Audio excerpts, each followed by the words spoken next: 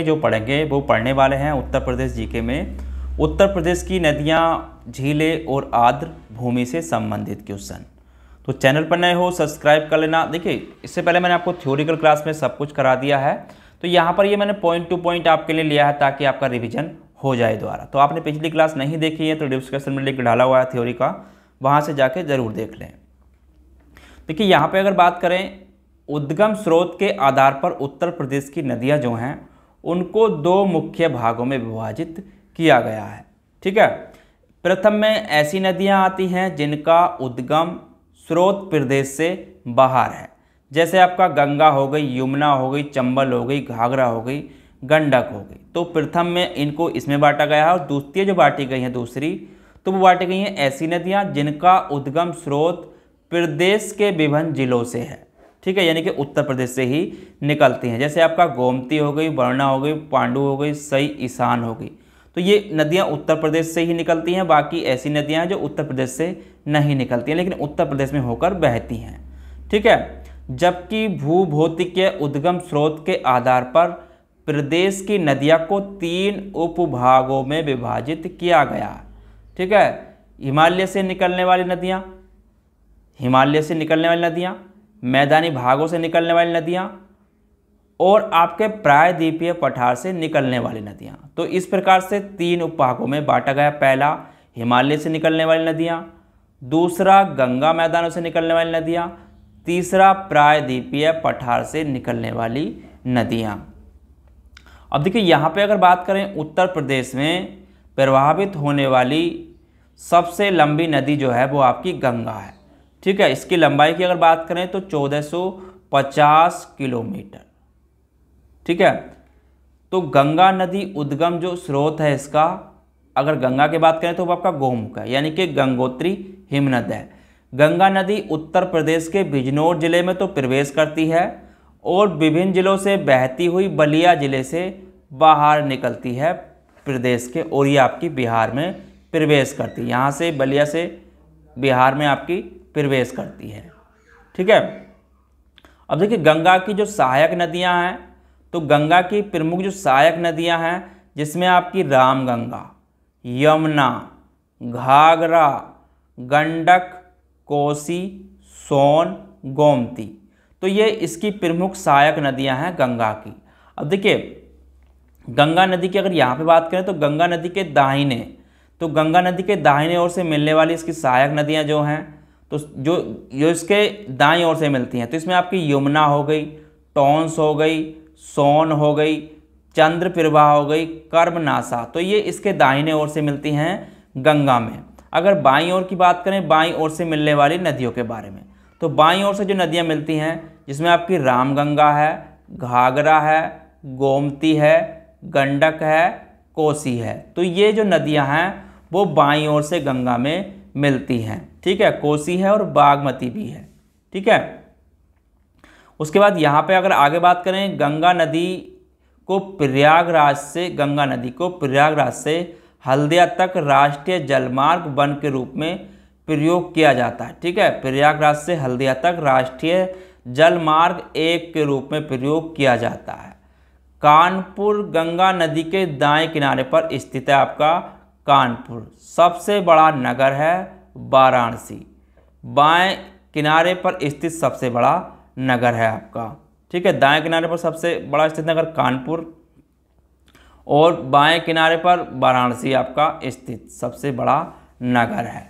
ठीक है, तो इस चीज़ को भी यहाँ पर नोट कर लेना।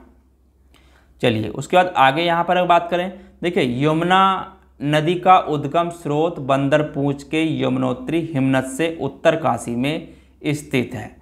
गंगा के बाद उत्तर प्रदेश की सबसे लंबी नदी जो है वो आपकी यमुना ही है, जो आपकी सहारनपुर में उत्तर प्रदेश में प्रवेश करती है और आपकी प्रयागराज में जाकर के गंगा नदी में मिलती है। यमुना नदी दाईं ओर से मिलने वाली नदियाँ, यमुना नदी में दाईं ओर से नदियाँ मिलती हैं, तो इसमें आपकी जैसे चंबल हो गई, ठीक है, बेतवा हो गई, कैन हो गई, तो ये आपकी यमुना नदी में दाईं ओर से मिलती हैं। अब बाईं ओर से जो इसमें मिलती है अगर उसकी बात करें तो हिंडन नदी बाईं ओर से इसमें मिलती है।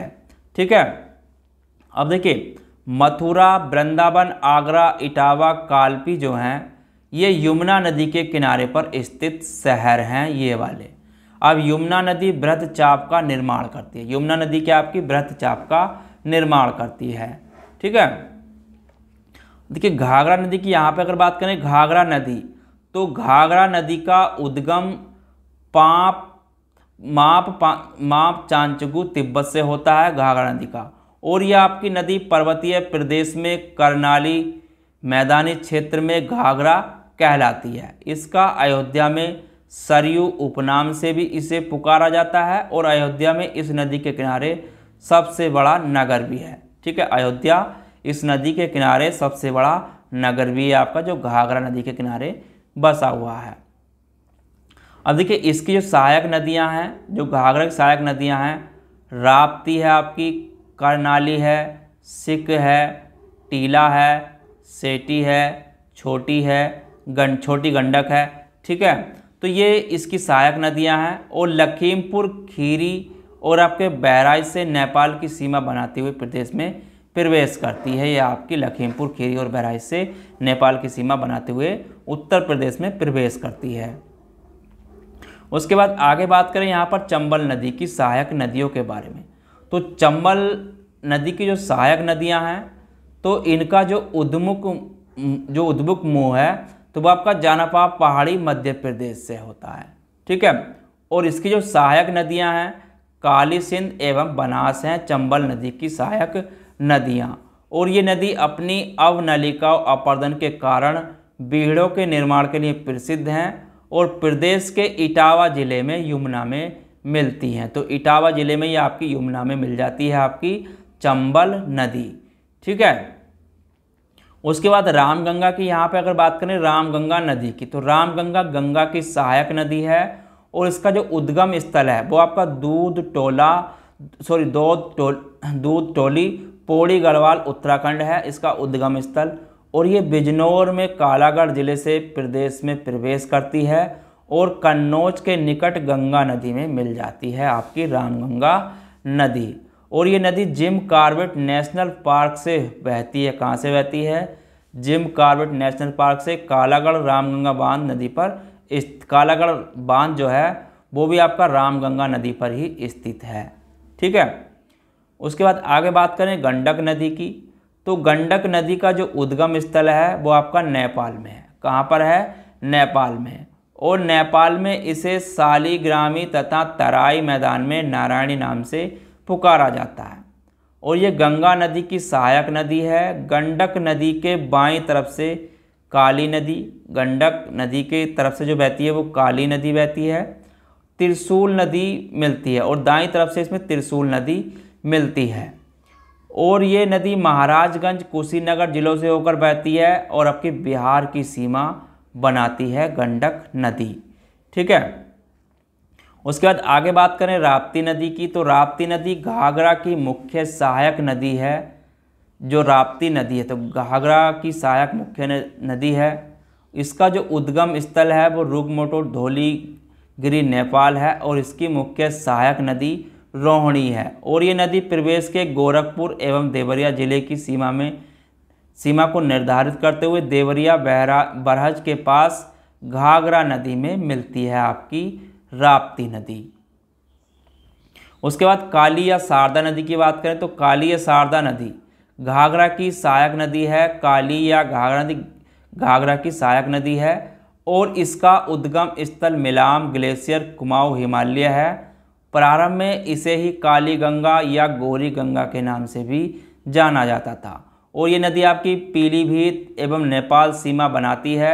शारदा नदी अपने सर्पीले मार्ग से प्रभावित होने के लिए प्रसिद्ध है। किसके लिए? सर्पीले मार्ग से शारदा नदी। ठीक है, चलिए उसके बाद आगे बात करते हैं बेतवा नदी की। तो बेतवा की अगर बात करें तो बेतवा नदी का उद्गम स्थल कुमारगांव रायसेन मध्य प्रदेश है। और ये जो नदी है यमुना की सहायक नदी है। ठीक है, क्या है? यमुना की सहायक नदी है जो प्रदेश के झांसी, औरैया, जालौन, हमीरपुर जिलों से होकर बहती है। ठीक है, और इसका संस्कृत में नाम आपका बेत्रवती है और ये आपकी हमीरपुर के समीप यमुना में मिल जाती है। ठीक है। उसके बाद आगे बात करें, सोन गंगा की सहायक नदी है। सोन नदी जो है, अगर सोन नदी की बात करें तो ये आपकी गंगा की सहायक नदी है और प्रदेश की एकमात्र नदी है जो उत्तर से बहती है और इसका उद्गम स्थल आपका अमरकंटक पहाड़ी मध्य प्रदेश है। ठीक है, अमरकंटक पहाड़ी मध्य प्रदेश से होता है। सोन की सहायक नदियों में रिहंद, कन्हार, उत्तरी कोयल आदि हैं। सोन नदी उत्तर प्रदेश के मिर्ज़ापुर एवं सोनभद्र जिलों से होकर प्रवाहित होती है आपकी सोन नदी। ठीक है। उसके बाद गोमती नदी की बात करें तो गोमती नदी का उद्गम स्थल फुलहर झील पीलीभीत है। ठीक है, गोमती नदी का उद्गम स्थल फुलहर झील पीलीभीत है और ये आपके उत्तर प्रदेश की प्रमुख स्थलीय नदी है जो गाजीपुर के पास गंगा नदी में मिलती है, जहाँ प्रसिद्ध मार्कंडेय महादेव मंदिर स्थित है। कहाँ पे मिलती है? गाजीपुर के पास। ठीक है, लखनऊ एवं जौनपुर पूर्व का सिरा जैसे प्रसिद्ध नगर जो हैं वो इसी नदी के किनारे पर स्थित हैं। ठीक है, कुकरेल व सई नदी, तो कुकरेल व सई नदी गोमती की सहायक नदियां हैं, कुकरेल व आपकी सई नदी। ठीक है।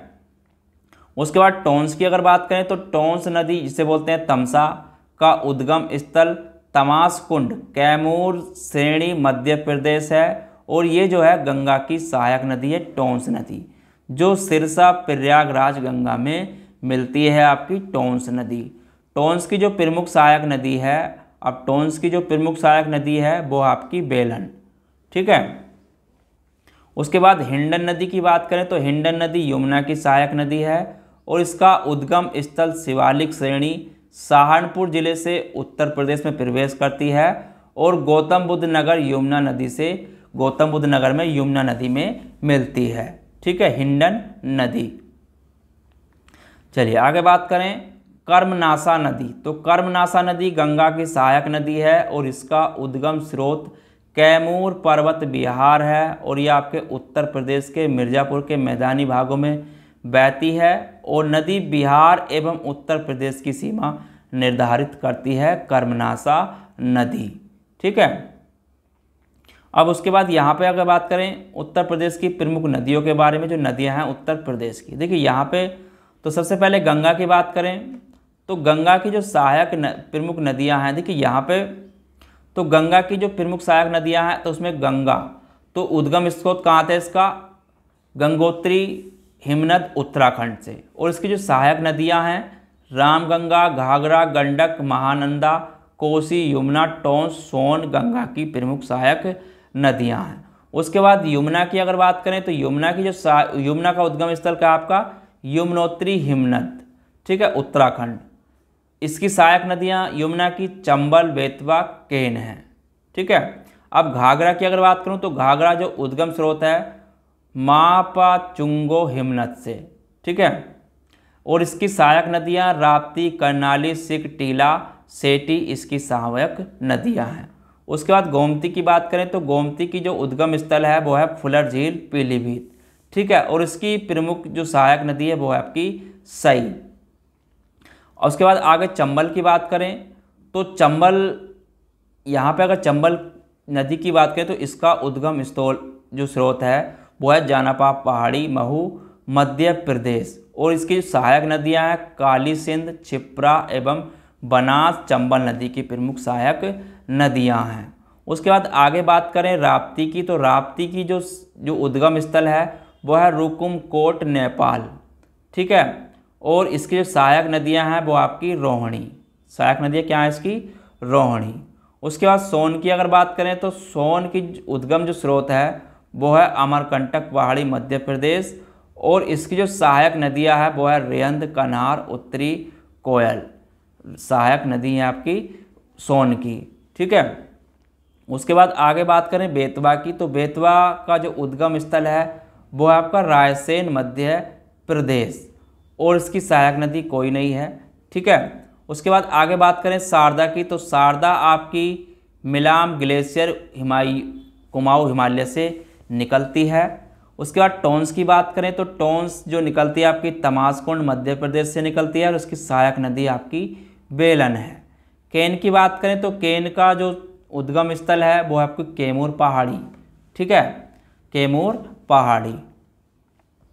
उसके बाद आगे बात करें उत्तर प्रदेश की प्रमुख झीलों के बारे में, तो देखिए झील की यहाँ पे अगर बात करूँ उत्तर प्रदेश की प्रमुख झीलों में, तो देखिए सुरहा ताल झील आपकी बलिया ज़िले में है, ठीक है। मोती झील, तो मोती झील आपकी कानपुर शहर में है। करेला झील आपकी लखनऊ में है। शेखा झील आपकी अलीगढ़ में है। समसपुर झील आपकी रायबरेली में है। राधा कुंड झील आपकी मथुरा में है। औंधी ताल झील आपकी वाराणसी। बल्हापारा झील आपकी कानपुर में है। राजा का बांध झील सुल्तानपुर में है। रामगढ़ ताल झील आपकी गोरखपुर में है। कुंद्रा समुद्र झील नवाबगंज झील आपकी उन्नाव में है। दरवन झील आपकी अयोध्या में है। बरुआ सागर झील आपकी झांसी में है और चितौरा झील बहराइच में है। बेल सागर कृत्रिम झील आपकी महोबा में है। उसके बाद बड़ा ताल गोखुर झील आपकी शाहजहाँपुर में है। टांडागिरी दरागर्थ झील जो आपकी मिर्ज़ापुर में है। गोर झील आपकी रामपुर में है। सूर सरोवर कीमठ झील आपकी आगरा में है। मदन सागर झील आपकी महोबा में है। लीलोर झील आपकी बरेली में है। देवरिया ताल झील लाख बहुसी झील कन्नौज में है। बखीरा झील आपकी संत कबीर नगर में है। बेती झील नैया झील आपकी प्रतापगढ़ में है, ठीक है। गोविंद वल्लभ पंत सागर कृत्रिम झील आपकी सोनभद्र में है। शुक्रताल झील मुजफ्फरनगर। पार्वती अर्गा ताल झील आपकी गोंडा में है। तो ये प्रमुख झीलें हैं जो आपकी उत्तर प्रदेश में स्थित हैं, ये भी आपकी पूछ ली जाती हैं, ठीक है। उसके बाद उत्तर प्रदेश के रामसर आर्द्रभूमि स्थल की अगर बात करें तो देखिए यहाँ पे जो आर्द्रभूमि स्थल है उत्तर प्रदेश में, तो पहला है आपका नवाबगंज पक्षी विहार। कहाँ पर है आपका? ये है आपका उन्नाव जिले में। कब घोषणा तिथि इसकी? 19/9/2019, ठीक है। पार्वती अर्गा पक्षी विहार ये आपका गोंडा में है। इसकी घोषणा तिथि 2 बार है, 2019। समन पक्षी विहार आपका मैनपुरी में है, रामसर आर्द्रभूमि स्थल, और इसकी जो घोषणा हुई थी 2 बार है, 2 दिसंबर 2019 को, ठीक है। समसपुर पक्षी विहार आपका रायबरेली में है और इसकी घोषणा 3/10/2019 को। सांडी पक्षी विहार हरदोई में है और 26/9/2019 को इसकी घोषणा करी गई थी। सरसई नावर झील तो ये आपकी इटावा में है और इसकी जो घोषणा हुई थी 19/9/2019 को। सूर सरोवर जो रामसर आर्द्रभूमि स्थल है, अगर इसकी बात करें तो ये आपका आगरा में है, ठीक है। और इसकी जो घोषणा हुई थी अगर इसकी बात करें तो 21/8/2020 को। ऊपरी गंगा नदी रामसर जो ये स्थल है रामसर आर्द्रभूमि स्थल, तो इसकी जो घोषणा हुई थी वो ब्रज घाट से नरोरा तक, ठीक है। और कब हुई थी? 8/11/2015 को। उसके बाद बखीरा वन्य जीव अभ्यारण्य रामसर अग्रसर जो आपकी भूमि है, इसकी जो जिला है ये आपका संत कबीर नगर में। इसकी घोषणा हुई थी 29/6/2021 को।